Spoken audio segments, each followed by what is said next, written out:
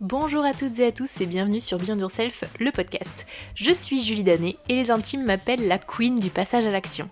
Parce que oui, je suis persuadée que nous sommes toutes et tous capables de tout, à condition de se bouger les fesses. Je suis coach certifiée et j'accompagne les coachs et les professionnels de l'accompagnement à développer leur business et leur mindset. Ici, c'est un espace de partage, en solo ou accompagné avec un objectif simple, que tu puisses vivre sereinement de ton activité tout en kiffant ta vie au quotidien. Et tu l'auras compris, à chaque épisode, tu auras des actions concrètes à appliquer dans ton business pour t'aider à atteindre toutes tes ambitions. Tu es prêt ? C'est parti pour l'épisode du jour. Je vous retrouve aujourd'hui pour un nouvel épisode sur Beyond Yourself, le podcast, et je crois que ça fait un bail que je n'ai pas fait un épisode comme ça, parce que clairement, j'ai aucune note, mais j'avais juste envie de vous partager un petit peu le mood du moment. Ce début d'année ne s'est pas du tout passé comme je l'avais imaginé en fin 2023. Donc voilà, j'avais envie de vous parler aujourd'hui. Donc ça va être un peu mon journal de bord pour me souvenir de cette période que je suis en train de traverser.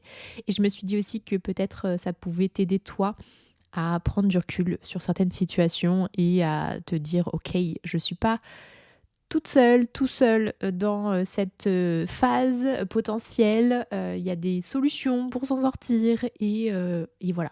Je voulais juste te partager un petit peu ce que j'ai sur le cœur en ce moment.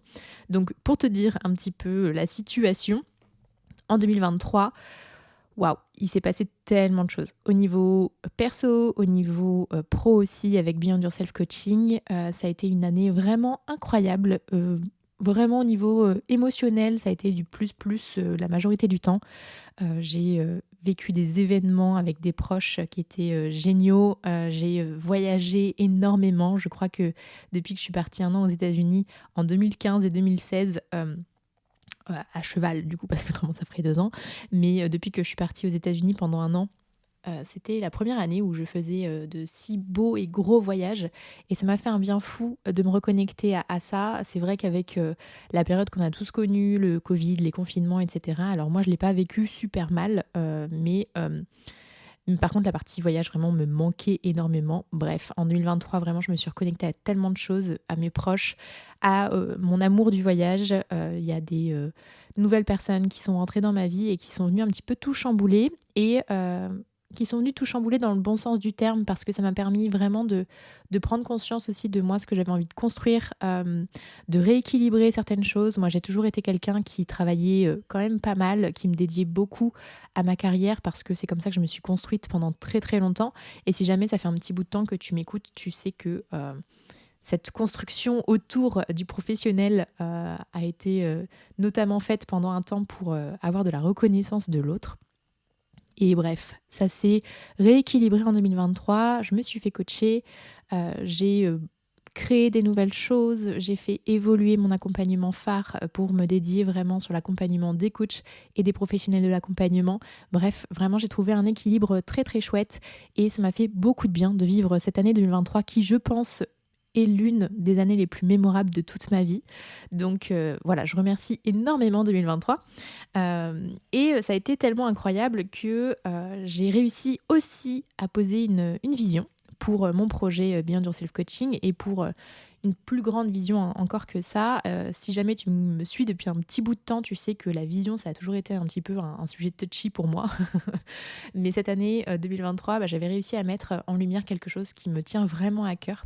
Et j'ai été tellement galvanisée par cette vision que j'avais en tête et par cette émulsion que 2023 m'a apportée, que en fin 2023, quand il s'agissait de planifier 2024, je suis partie mais vraiment à fond les ballons avec de très très grosses ambitions. Et j'ai posé des chiffres. J'ai posé des très gros chiffres pour mon chiffre d'affaires 2024. Et en posant ces chiffres et en pensant à comment est-ce que j'allais atteindre ces chiffres, je sentais en moi un truc qui était en dissonance, clairement. J'arrivais pas à m'approprier ce chiffre d'affaires. Alors, bien sûr, je l'ai reconnecté à ma vision, à une vision beaucoup plus long terme plutôt que du court terme, parce que faut savoir que en termes d'aspiration, de rythme de vie, etc., moi je suis quelqu'un qui est quand même assez simple. Alors oui, j'aime m'offrir des choses, des belles choses au niveau technologie, au niveau objet de luxe aussi, mais je ne vis pas dans l'opulence et c'est pas du tout une recherche immédiate, en tout cas dans ma vie. Je ne dis pas pour la suite, ne sait-on jamais ce qui peut se passer, mais à l'heure actuelle, je voyage beaucoup, mais je voyage de manière très simple, en sac à dos dans des auberges de jeunesse et c'est des voyages que j'adore. Donc je ne cherche pas à rejoindre des hôtels 5 étoiles ou autres, pas du tout. C'est pas du tout mon objectif, mais par contre voilà, j'aime avoir un rythme de vie qui me permet d'aller au resto quand j'ai envie, de m'acheter un billet d'avion quand j'ai envie ou un billet de train pour voyager un petit peu partout. Bref, j'ai un rythme de vie confortable, mais j'ai pas quelque chose de trop insane non plus. Et du coup, ce chiffre d'affaires-là, j'avais du mal à me l'approprier parce que elle ne reflétait que mon ambition pour du très long terme. Et il faut savoir que moi, je suis quand même quelqu'un qui vit beaucoup sur du court terme parce qu'on ne sait pas de quoi demain est fait et que je préfère profiter maintenant dans l'instant présent, pardon, plutôt que de faire des plans sur la comète à trop long terme. Voilà, c'est quelque chose qui a toujours été un peu compliqué pour moi. Et même si du coup, cette vision long terme me parle toujours aujourd'hui, euh, je sais qu'elle ne prend pas le dessus sur ma vision court terme au niveau de ma vie.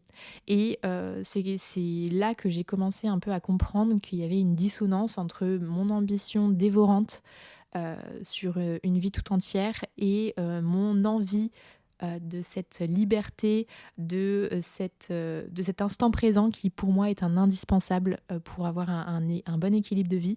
Et j'ai notamment eu beaucoup de mal à trouver cet équilibre de vie ces dernières années parce que je priorisais surtout ma carrière.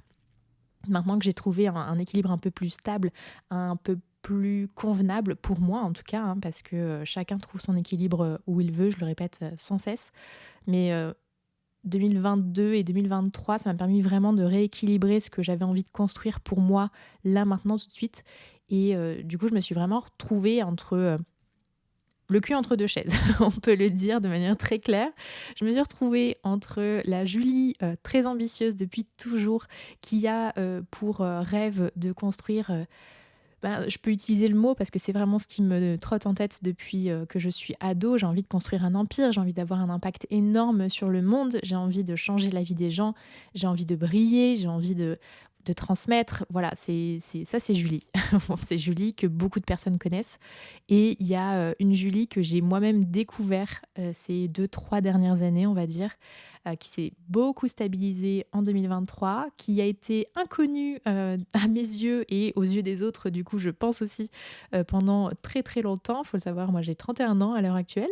Donc, c'est quelque chose voilà, que moi j'ai découvert très récemment et qui, du coup, m'a mis vraiment en dilemme sur cette fin d'année 2023 et début d'année 2024 où je me suis dit, ok, t'as la personne que tu connais depuis toujours, la Julie ambitieuse qui a envie de construire quelque chose d'énorme, qui se retrouve face à une Julie un peu plus fraîche, on va dire, un peu plus équilibrée, qui te correspond aussi énormément. Et elle n'a pas besoin tout de suite d'aller courir après cette ambition-là. Donc ça a été vraiment compliqué pour moi déjà de comprendre ce qui était en train de se passer en moi, cette dualité intérieure entre ambition et instant T, vivre à l'instant T. Et au fur et à mesure de mes réflexions sur 2024, des échanges, de mes coachings aussi avec mon coach à moi, je me suis dit, ok, en fait, la vision que tu as, elle te plaît toujours autant, elle te parle, tu sens que tu as envie d'aller vers ça. Mais si tu penses à du court terme sur 2024, est-ce que tu as envie tout de suite de voir très grand pour atteindre cette vision ou est-ce que tu as envie de te concentrer sur ce que tu as maintenant tout de suite ? Et il s'avère que début 2024, au niveau perso, j'ai un gros événement qui m'est tombé dessus, inattendu, qui n'est pas de ma responsabilité, mais qui vient quand même me toucher. Et là, ça a appuyé sur la balance, forcément, sur la partie équilibre, là, maintenant, tout de suite. Parce qu'il y a plein de choses qui vont sans doute arriver en 2024, sur lesquelles je ne vais pas avoir la main, mais qui vont quand même m'impacter moi au niveau de ma vie, sur tous les domaines de vie. Et j'ai besoin pour cette année d'être des plus flexibles, de pouvoir m'arranger le plus possible et de pouvoir aussi être présente dans la vraie vie en dehors de mon projet professionnel. Et du coup, cet événement, il est venu vraiment confirmer un peu ce dont j'avais peur un peu, de prendre conscience, de me dire que finalement, peut-être que les ambitions dévorantes que j'ai depuis des années, elles existent, mais peut-être qu'elles ne sont plus aussi proches de moi que ce que je pensais. En tout cas, pour le moment, dans X mois et dans X années, peut-être que ça va se réinverser, mais en tout cas, en ce moment, là, maintenant, c'est comme ça que je le ressens. Et cet événement est vraiment venu me remettre un peu les idées en place, de me dire, OK, en fait, qu'est-ce que tu préfères? Et en fait, les sacrifices que j'avais besoin de faire pour atteindre ce chiffre d'affaires et pour atteindre cette vision pour 2024 que je m'étais fixée fin 2023, euh, les sacrifices étaient trop forts par rapport aux bénéfices que moi j'allais en tirer, ou en tout cas j'avais l'impression d'en tirer par rapport à ma liberté, par rapport à mes actions à très court terme. Donc, qu'est-ce que j'ai fait sur ce début d'année? Eh bien, j'ai revu mon objectif de chiffre d'affaires, qui reste un chiffre d'affaires quand même très conséquent, hein, qui va quand même bien me challenger et qui va être très chouette à aller chercher, mais qui me paraît beaucoup plus terre à terre par rapport à comment moi je me sens aujourd'hui, par rapport à mon rythme de vie, par rapport à ce que j'ai envie de construire au niveau perso et au niveau pro. Et je me sens beaucoup plus légère, beaucoup plus affirmée, beaucoup plus alignée par rapport à ce qui va se passer en 2024 avec cet objectif-là en tête. Pourquoi je te partage ça? Parce que j'ai envie de te passer le message que c'est pas parce que tu prends une décision à un moment que tu peux pas revenir dessus. Alors pour moi ça a été compliqué, je vais pas mentir, par rapport à mon propre regard sur moi, mais par rapport au regard des autres aussi que je projetais. J'avais commencé à parler de ce très beau chiffre d'affaires pour 2024 autour de moi, ça faisait briller les yeux, on me disait waouh, t'es inspirante, etc. Donc c'est sûr que faire un pas en arrière, bon, je me mettais en risque de prendre des regards ou des jugements peut-être qui finalement ne m'appartiennent pas, hein, mais je me jugeais moi-même. Je me jugeais moi-même aussi parce que je me disais ok, mais est-ce que t'es pas en train de faire des infidélités à la Julie que tu voulais être pendant tant de temps, qui est encore en moi, hein, que je ne laisse pas totalement de côté, hein, clairement, mais qui ne prend pas autant de place que ce que je pensais finalement. Donc, se rééquilibrer soi-même et être honnête avec soi-même sans se juger, franchement, ça a été un gros challenge pour moi par rapport à cette problématique de début d'année. Et c'est fou quand même de voir aussi à quel point fixer un chiffre d'affaires à atteindre, ça peut vraiment tout remettre en question. Et pour moi, là, ça va vraiment au-delà de l'argent. C'est même pas une question de combien, c'est une question de qu'est-ce que ça va venir impacter chez moi. Et c'est ça qui a été très challengeant, prendre conscience de ça, décorréler l'argent à ce que moi, ça me permettait aussi d'avoir derrière. Parce que si pour vous, l'argent, c'est un moyen d'être libre, mais que être libre, ça veut dire bosser comme une malade pendant 52 semaines sur une année, avec X heures, parce que voilà, ça dépend, chacun a son quota d'heures pour se dire je bosse comme un malade. Mais si ça veut dire de me sacrifier là-dessus pendant un an, même si après ça me revient fois 1000, et ben en fait, pendant un an, ça me paraissait déjà trop long. Voilà, ça me paraissait trop long par rapport à mes aspirations, par rapport à mon contexte, par rapport à ce que j'ai envie de vivre là, maintenant, tout de suite. Donc, ce partage, c'est pour te dire que déjà, si à un moment, tu te retrouves aussi peut-être trop acculée par toutes les injonctions aussi qu'on peut voir sur le marché. C'est vrai que moi aussi, je me suis beaucoup approprié toutes ces choses, hein, qu'on disait sur le côté réussite d'entrepreneur. Il faut scaler une fois que ça t'as bien stabilisé, que tu sais que ça marche, etc. Il faut que tu accélères, etc. Et en fait, je me suis approprié cette chose-là qui me parlait et finalement qui me parle peut-être pour plus long terme, mais pas pour maintenant. Et je sais que toi aussi, potentiellement, tu peux être dans cette position-là parce qu'il y en a dans tous les sens. Et peut-être que moi-même, j'ai passé ce type de message parce que j'y croyais à un moment. Mais on a le droit de revenir sur ce qu'on s'est fixé, sur ce qu'on a dit. On a le droit de réfléchir, on a le droit de prendre du recul, sans se juger et on a le droit de changer les décisions qu'on a prises. Heu, donc voilà, je voulais te passer, ce message. Pour moi, c'était important parce que ça a été tellement challengeant pour moi de faire la paix entre une partie de moi et prioriser ce qui me paraissait le plus essentiel là, maintenant, tout de suite, que, si jamais toi tu es dans ce cas-là ou si jamais tu finis par arriver dans ce cas-là, sache que tout est possible. Moi par contre j'ai toujours cette phrase en tête que tout est possible donc ça m'aide énormément mais tout est possible, ça c'est certain. Tu n'as pas besoin de rendre des comptes à qui que ce soit, hormis à toi-même. Et si un jour tu as envie de telle chose et que le lendemain, eh ben, c'est autre chose, eh ben, c'est tout à fait OK. Et tu as le droit de te dire stop, finalement, c'est pas la bonne direction que je prends là. Je peux faire un pas en arrière. Ça voudra pas dire que tu as moins de valeur. Ça voudra pas dire que tu es pas quelqu'un sur qui on peut compter, que tu n'es pas loyal, que tu peu importe, moi je sais que je me suis, pas jugée trop méchamment, parce que ça c'est un truc que j'ai jamais trop fait de manière violente, mais par contre je me suis pas mal, un peu perdue. Je me suis clairement perdue sur qui j'étais, sur ce que je voulais.